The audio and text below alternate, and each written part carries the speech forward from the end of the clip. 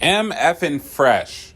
All right. What's going on, my peeps? It's been about a week since I've been on this channel uploading a video, and I do apologize for that. Kind of taking a step back a little bit and just taking a little bit of a break and just dealing with life stuff. But that's not why we're here today. You don't want to hear about my personal life right now. You're here to talk about basketball. So let's talk about some basketball, shall we? Initially, the reason why I watched this Nuggets versus Hornets game was to do a Raw Thoughts video and just to do like a regular sort of game breakdown that I normally do, right? You guys have seen the Raw Thoughts videos on this channel. I was very tired, basically, physically and mentally. So I kind of laid down, and through the second quarter, I fell asleep, and then there we go. With this game, the Nuggets were fighting, or still are fighting, for that 4th through 6th seed. There's only 1.5 games separating those three teams. So each game that they play is going to matter a lot more than a lot of other teams in this league right now. So the Nuggets needed this win. They had to make sure they were staying hip to hip with the streaking Timberwolves, who are right behind them in the 7th seed. And they had to make sure that they were keeping toe to toe with the Jazz and with the Mavs. Aaron Gordon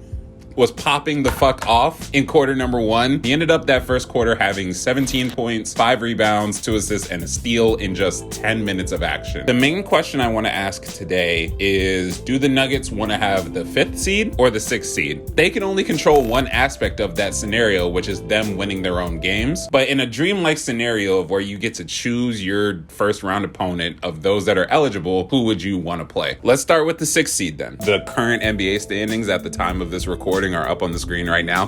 So if you have my voice died. If you have super seeing sight, you can look here. The Warriors versus the Nuggets, I think, is the matchup I would like the most? Question mark. The Nuggets are 3-1 in the season series versus the Warriors this year. They were all close wins with one double-digit loss. That one loss they had against the Warriors this year, they shot 7 of 31 from three-point land. While the record is good and while the three-point shooting excuse for the one loss is good, there's still a couple of worries. One of those games had the Warriors not playing Steph, Clay, or Dre, and it was only a 7-point Nuggets win. Now, obviously, the Nuggets are dealing with their own injuries, but I think in a situation where you're allowing Moses Moody and Jordan Poole to score 62 points combined against you and stay within 10, I don't think that bodes well, especially considering the fact that the Nuggets this season have not had particularly good defensive guard play. Facu Campazzo was getting a lot of minutes earlier this year. Bones Highland is small and scrawny and still a rookie. Austin Rivers is their best defensive talent at the guard position, but at that point, you have Austin Rivers on the floor for an extended period of time in a potential playoff series.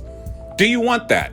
Obviously not. Another reason why I'm kind of scared of this matchup is the big trio, right? From the Warriors. Steph, Clay, and Dre haven't played in a playoff series together for 2 years. Everyone is very, very aware of what these three are able to do in the playoffs. I'm scared for the Nuggets because the Warriors offense, when those three are playing together, is very motion heavy. It's very, very flowy. Played the D. He tried the counter move. Remember, Draymond started this half with 4 fouls. He still only had 4 fouls. Toscano Anderson will recycle out to Poole. Better look for 3. Predicated on ball movement, something that we have pointed out on this channel before the Nuggets have a problem with. It's not a good look for Denver. I'll say that. Just at a bird's eye view of this potential matchup, I do not like it from this angle. We can keep going down the list. Like, the Warriors also have the 3rd best defense in the league. They hold their opponents to 44% from the field, which is 2nd best in the league behind the Celtics. Gary Payton II, Andrew Wiggins, Draymond Green, Klay Thompson. That's a very, very hard core defensive 4 to go up against. And the Nuggets this year, in those 4 games against the Warriors, have shot 46% from the field. The Nuggets hustling it into the front court. Jeff Green is away. Oh! Yes! And a foul. And Joker is celebrating. He loves this play. So one of the reasons why I do like this matchup is because it would lead to a potential 2nd round match versus the Grizzlies. And while I think that's where the Nuggets season would end if they do get that far, it's a much better situation to be playing against Memphis than it is to be playing against Phoenix in the 2nd round. And I think everyone stands on that wholeheartedly. Plus, I mean, the Warriors are still dealing with injuries. This is kind of where we are with, different guys in the lineup. Draymond just returning now. We have to find a formula like we did in Miami that fits this group. Steph's out. It changes a lot of things. And for that reason, I like this matchup a little bit more for the Nuggets. Let's say the Nuggets advance up to the 5th seed. They would be playing the 4th seed Dallas Mavericks. These two teams, when you really look at the nitty-gritty, these two teams have been very, very identical all season long. They've been holding pretty much the same record as the season has gone on. The Mavs are 7th in defensive rating. The Nuggets are 7th in offensive rating. And both of them are next to each other in net rating, with them being 9th and 10th in the standings. My biggest issue with this matchup would be that the Mavs have so many more weapons that are capable of at least stepping up to Jokic than the Nuggets do have weapons that are able to step up to Luka. And one of those aspects that we'd have to look at is the pick and roll. We did a breakdown on it last week where we were talking about the Timberwolves versus Mavs game and how Luka's playmaking, while he wasn't having a great shooting night, was still winning them the game. We can assume that with the Nuggets, Aaron Gordon's probably going to be the one responsible for guarding Luka Doncic. The issue would be that who would be able to be the second man in the pick and roll? So we can say Aaron Gordon does a decent job at staying in front of Luka or making Luka work harder than what he normally does. What happens on that roll? What happens on the kick out to the three-point shooter when the Nuggets like to get out of position? What happens when they run up against a team like the Mavericks that love the spread pick and roll, that absolutely love having Luka at the top of the key, penetrating the defense, getting the defense moving, and then kicking out to one of several very, very lethal three-point shooting options? It would be a lot for the Nuggets to defend, and I don't think they have the tools capable to really stop it in that way. It actually doesn't bode well for the Nuggets when you look at the matchups this year. The Nuggets are 1-2 right now against the Mavs this season, with a 31-point loss at the start of the year and then 2 double-digit losses following that to the Mavs. Taking a look at this scenario, right? It's 1-2. The Nuggets did not look good. These were pretty bad losses for them, whatever. But the last game they played against the Mavs was on January 3rd. And we all know the absolute flip that the Nuggets have had since January 3rd. They've been 27-15 since then. I think they were a game above 500 at that point in the season.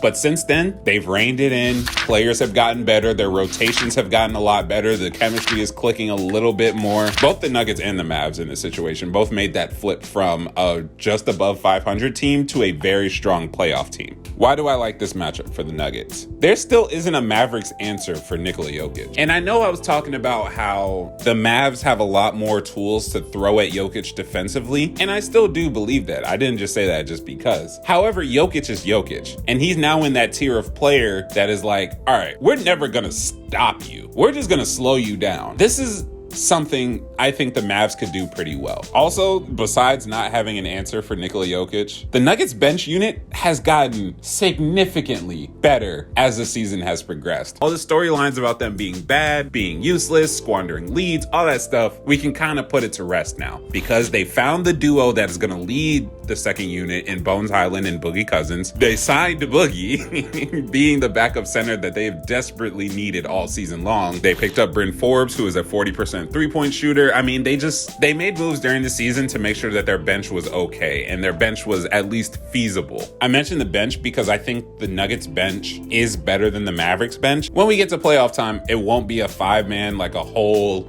starters out, subs in type situation. If at least 3 or 4 of them are on the floor together with Jokic or something, like we're okay with that. We're absolutely okay with that bunch against the Mavericks bench. Now, why I don't like this matchup. The Nuggets have a very bad track record of just chucking up three-point shots. Whether it is to try to come back into a game or every player is just all of a sudden just like feeling themselves, they chuck up a lot of threes at times. And it's kind of scary because you'll just see them slowly shoot themselves out of games because, as we've mentioned before, the defense is not that great as a team. They're not going to get a bad shot and then turn around and then get a hard stop. Like, that's just not going to happen. And it's scary because when you're playing the Mavericks, they love to shoot their three-pointers. They absolutely love the three-point shot. So trying to match a Mavericks team 1-for-1 on your threes when you have shooters that like shooting out of rhythm, it's not a good look. It's not a good look. And I haven't watched enough Mavs games to comment on their shot selection and stuff, but as far as the Nuggets go, they like shooting the ball. They like trying to come back into the game with threes. Also, the Mavs defense, something that we have to talk about because it's gotten significantly better this season. They are one of the best defensive teams in the league, and every time they play the Nuggets all of a sudden forget how to take care of the ball. And that may sound like I'm not giving the credit to the Mavs. I'm absolutely giving the credit to the Mavs, but I'm also pointing out the fact that the Nuggets have an issue matching up with Dallas right now, at least turnover-wise, because the last time they met on January 3rd, the Nuggets had 25 turnovers. And throughout the entire season, the Nuggets have averaged 18 turnovers versus the Mavericks. And it's 5 above their season average. So when you look at that and you look at how well the Mavericks defense has been playing lately, this is not a good look. As someone who wants to see the Nuggets at least get to the Western Conference Finals this year, despite how unrealistic it probably is, I'm a little hesitant on the Mavs matchup. Very, very hesitant. But I don't know. Anyway, that is it for me over here at the Drop Step and at my beautiful editing station. Anyone that's still on these videos after that Jokic video, I really, really appreciate you. But yeah, I'm going to edit this video because I feel like it's going to take me all day. I will talk to you guys later. Deuces.